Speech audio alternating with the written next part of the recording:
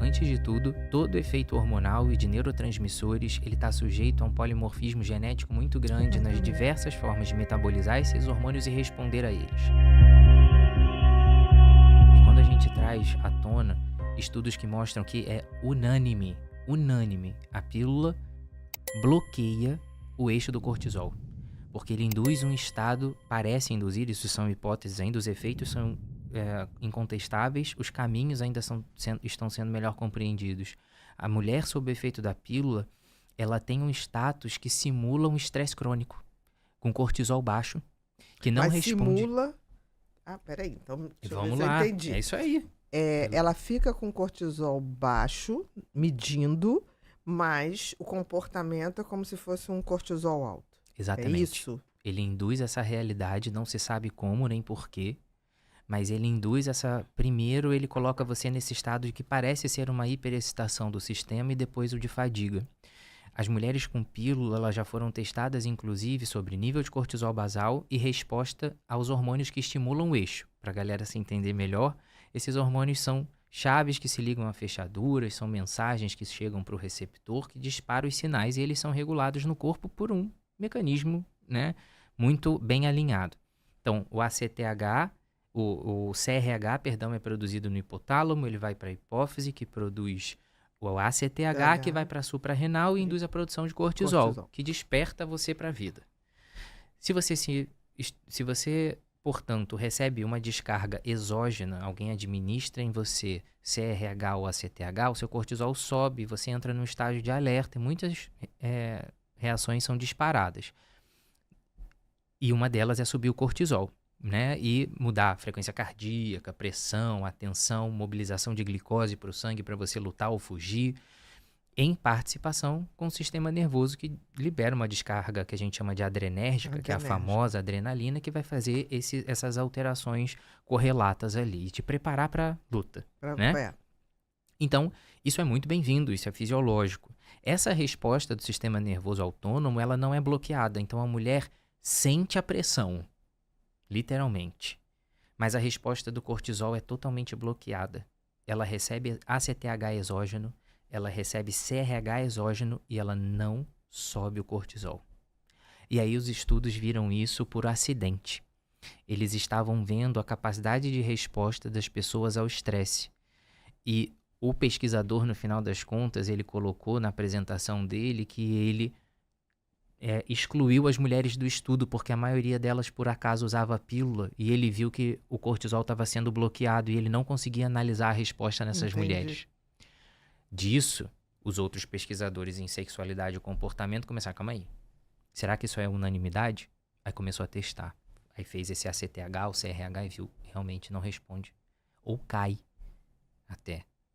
Quer dizer, mudou a fisiologia totalmente. Mudou a fisiologia. A galera, será que isso mexe com a vida sexual das pessoas? Mexe. Porque o cortisol também foi associado, junto com a ocitocina, a esse hormônio, que a ocitocina não é só para parto e aleitamento, ela é um hormônio de vínculo afetivo, social. É a cola afetiva, eu brinco que é a cola afetiva. Exato, ela marca muito isso, né? Quando você olha aquela pessoa, e aí eles perceberam, a tensão sexual de encontrar alguém que te gerou afinidade e atração física, as respostas, ocitocina, cortisol. Aquele pico pequenininho, marcou no teu cérebro, aquela pessoa me interessa, ela é importante para mim. Aí começa, eu quero estar com ela, eu quero isso, eu quero aquilo, eu vou chamar ela para sair, não. Isso a gente sabe, né, que tem a alma, mas o cérebro é o terreno onde isso se manifesta. E aí eles viram que também, obviamente, esse cortisol, esses pequenos picos, eles marcam relevância em tudo. Então, o que eles fizeram de estudo? Pegaram as mulheres que estavam com pílula e viram a resposta delas em ver cenas sexuais. Para onde elas olhavam e o grau de interesse delas nessas imagens. A primeira coisa estarrecedora desse estudo foi que as mulheres focaram mais o olhar na genitália e os homens nas expressões faciais dos casais envolvidos nessas cenas eróticas, o que já é bem distante daquilo que a gente espera, né? Sim, na realidade, a gente esperava intuitivamente. o contrário.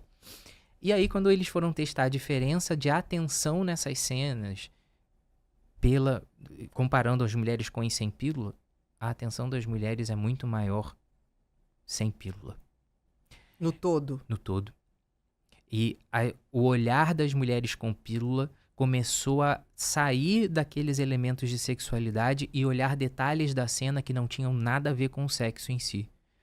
Ou seja, a gente talvez tenha uma legião de mulheres por aí se culpando durante anos e anos e anos, pensando, cara, se o meu marido não me procurar nesses últimos anos, eu vou ficar até feliz, porque eu não tô nem aí pra isso, e ela vai achar que ela tem um defeito de fábrica, mas ela tá sendo bloqueada por isso. A ocitocina, idem, o anticoncepcional faz a mesma resposta. Essas mulheres Já com tira essa cola afetiva, né? Exatamente. Esse prazer de estar junto por estar junto, né? De estar com a mão dada, de estar dormindo coladinho um com o outro, pelo menos no início, né? Porque depois a gente acaba se virando. Exatamente. Isso é muito Ele louco. não dá conta pra ficar na mesma posição, mas começa, né? Exatamente, exatamente. Aí a gente vai para outros campos e fala assim, essas mulheres estão usando pílula porque elas querem moldar a carreira delas, muitas vezes, né? Preocupadas com isso.